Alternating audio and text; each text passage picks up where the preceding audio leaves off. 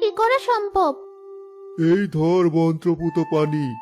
একবার যদি এই পানি ওর ওই নপুরের উপর ফেলতে পারিস, তাহলেই ও চিরতরে শেষ হয়ে যাবে। সত্যি বাবা? আর যাদেরকেও বন্দি করে রেখেছে তারা? হ্যাঁ, ও শেষ হয়ে যাবে। আর ও শেষ হয়ে গেলে সবাই এমনিতেই মুক্তি পেয়ে যাবে। ধন্যবাদ বাবা, এবার আমি আসি। মালা দ্রুত নীলাদের বাড়িতে পৌঁছে গেল। সে জালাল আর রাবেয়াকে সব ঘটনা খুলে বলল। কি বলছো এসব? আমি সত্যি কথাই বলছি চাচি, যে করেই হোক আমাদের শাকচুন্নিকে শেষ করতেই হবে। তাহলে নীলা আর ঋতুর মতো আরো অনেককে আমরা ওই শাকচুন্নির হাত থেকে বাঁচাতে পারবো। কিন্তু ও যদি তোমার কোনো ক্ষতি করে? পারবে না। এই যে সাধু বাবার দেওয়া মন্ত্রপুত পানি, এটা একবার যদি ওর নুপুরে ছিটাতে পারি তাহলেই ও শেষ। তাই দেরি না করে চলুন আমার সাথে।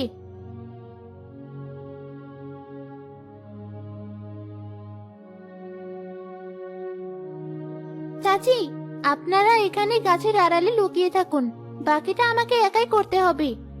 সত্যি মা, তুমি আমাদের জন্য যা করছো তা কখনো ভুলার মতো নয়। এভাবে বলবেন না চাচি। নীলা আমার সবচেয়ে কাছের বন্ধু। এছাড়া শাকচুন্নি আমার নিজের বোনকেও ধরে নিয়ে গেছে। এবার আমি আসি।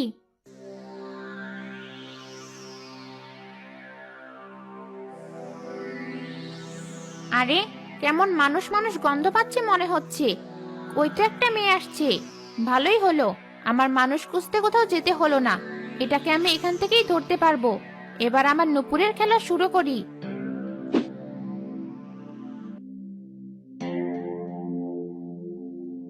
ওই তো নুপুরটা। এবার তোকে কে বাঁচাবে শাকচুন্নি? তাড়াতাড়ি সাধু বাবার মন্ত্রপুত পানিটা নুপুরে ছেটাতে হবে, তাহলেই শাকচুন্নির খেলা খতম।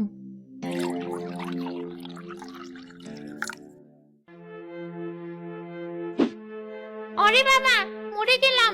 শয়তান মেয়ে, তুই কি ঢাললি আমার নুপুরের উপর? সারা শরীর চলে গেল। এটা সাধু বাবার দেওয়া মন্ত্রপুত পানি।